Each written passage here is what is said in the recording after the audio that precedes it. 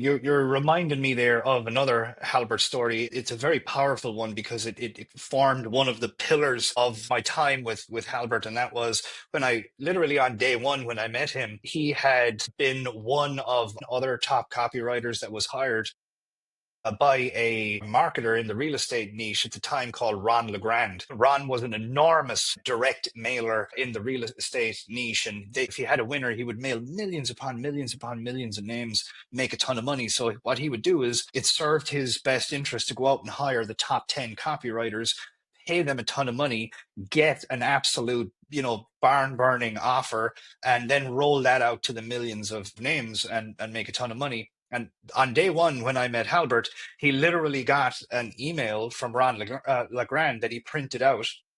And quite ruthlessly, Ron had listed each copywriter's name and their conversion rate. Halbert was literally waving this in my face with tremendous pride because he beat the second guy by a wide margin. So he literally wiped the floor with all of these top copywriters. And his question to me was, why do you think that is? Why do you think my copy converted so much better than everybody else? And I said, I don't know. And he said, well, I can tell you, the other copywriters were better writers than me. He even said that they were better writers than me. They had a lot more bells and whistles than me. A lot of these guys were using multicolored magalogs and the whole lot. But he said the reason why I won is because I knew exactly what it needed to be said to get these people to buy. I knew the bullseye. I knew the exact laser targeted bullseye to hit to get these people to buy.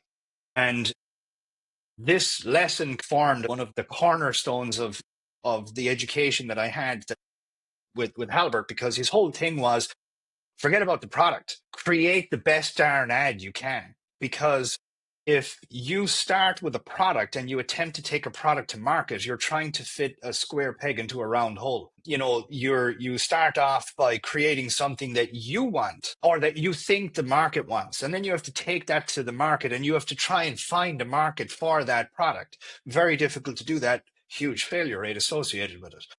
Whereas what he would do instead is he would start by figuring out what's the bullseye? What is the exact thing that I need to offer or say to get the largest quantity of people to buy? And then he would create the ad all around that. And then when the ad was done, then he would go and create the product. He would create the product to fit the ad that was designed to sell from the get-go. And that to me was a very powerful lesson. It was something that always stood to me as genius. And we did that so often. If you can create a brilliant ad, and even if your product cannot even fulfill on everything you promise, but it fulfills on 80% of what you promise in your ad, your product is probably infinitely better than what it would be if you started without the ad and you focused on the product first.